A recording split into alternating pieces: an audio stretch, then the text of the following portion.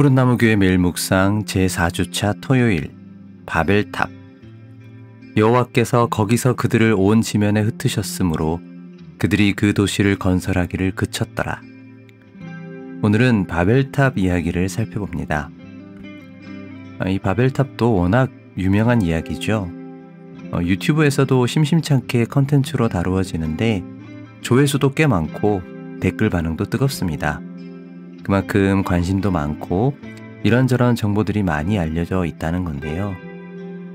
이런 데서는 보통 이 계단식 피라미드 모양의 바빌로니아 신전, 즉 지구라트를 가지고 이야기를 합니다. 이라크의 우르에 있는 지구라트, 이란의 초가 잔빌에 있는 지구라트가 가장 고대 지구라트의 모양이라고 하는데요. 그 중에서도 바빌론의 에테메난키 유적이 바벨탑의 배경일 거라고 하는 학자들이 많습니다. 일단 바벨이라는 단어 자체가 바빌론을 배경으로 하는 거 아니냐, 이런 거죠. 그래서 월튼도 바벨탑을 지구라트로 보는 것 자체는 문제 제기를 하지 않습니다. 하지만 문제는 늘 말씀드리듯 해석입니다. 고대 근동, 특히 메소포타미아 지역에 이런 건물들이 있었다는 것도 알겠고, 그것과 바벨탑을 연결시키는 것도 이해는 갑니다만, 우리에게 중요한 건 그래서 창세기가 그걸 보고 뭐라고 하느냐는 것입니다. 우선 본문은 홍수 이후에 동쪽으로 갔던 사람들이 벽돌을 구워 성읍과 탑을 건설하였다고 하는데요. 여기서 그들은 이 탑 꼭대기를 하늘에 닿게 하여 그들의 이름을 내고 온 지면에 흩어짐을 면하자고 합니다.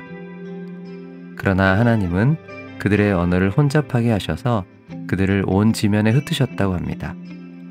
그러니까 그들은 온 지면에 흩어짐을 면하려고 했지만 하나님은 흩어버리셨다는 겁니다. 그래서 책에서는 이 바벨탑의 문제를 두 가지로 이야기합니다.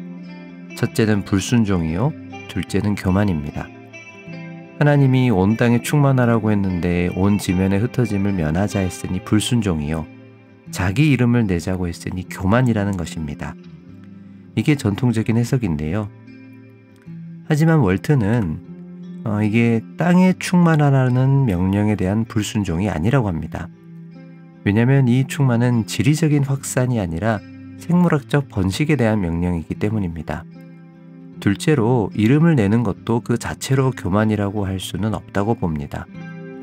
그러면 바벨탑이 문제가 아니라는 걸까요? 그게 아니라 이걸 좀 더 정확히 알기 위해서는 고대 세계의 인지적 환경, 그러니까 고대인의 세계관과 관점에서 바라봐야 된다는 겁니다. 그럼 그게 뭐냐? 우선 지구라트는 신의 임재를 상징하는 곳입니다. 그게 성전이죠. 그들은 거기에 있는 신상의 신의 임재가 깃들고 거기서 이런저런 의식을 하면서 신을 잘 달래면 신이 복을 준다고 믿었습니다. 바로 그런 생각으로 하나님의 임재와 하나님이 주시는 복을 바라면서 그들은 그들 나름의 성전을 만든 것입니다. 에덴이 첫 성전이라면 그들은 그 에덴을 회복하려 하는 것이죠. 이런 시도 자체는 나쁘다고 말하기 어려울지도 모르겠는데요. 문제는 그게 하나님께서 의도하신 방법은 아니었다는 겁니다. 그래서 월트는 이렇게 말합니다. 이 건축 계획의 동기는 그들이 질서를 정하고 그들을 중심으로 질서가 형성되게 하려는 것이었다. 이걸 제 식으로 말하면 바로 자기중심성이죠. 자기중심성의 성읍과 탑, 그것이 바로 바벨입니다. 그러면 하나님의 방식은 뭐냐? 인간의 단결된 힘이 아니라 오히려 흩어진 사람의 다양성을 통해, 그리고 신전에서 제사를 지내면 신이 복준다, 이런 게 아니라 언약을 통해 하나님은 그 임재를 회복하신다는 이야기입니다. 이것을 다르게 말하면 하나님은 건물 성전이나 조직적인 시스템이 아니라 하나님과의 관계, 그 인격적인 관계 안에 있는 하나님의 백성들을 통해 임재하신다는 겁니다. 책에서도 말하듯 사도행전 2장의 오순절 성령 강림 사건 때 바벨 이야기의 반전이 일어납니다. 그곳에 모인 사람들이 각자 자기의 언어로 하나님의 큰일 말함을 듣습니다. 그런데 그 직후에 무슨 일이 일어나느냐?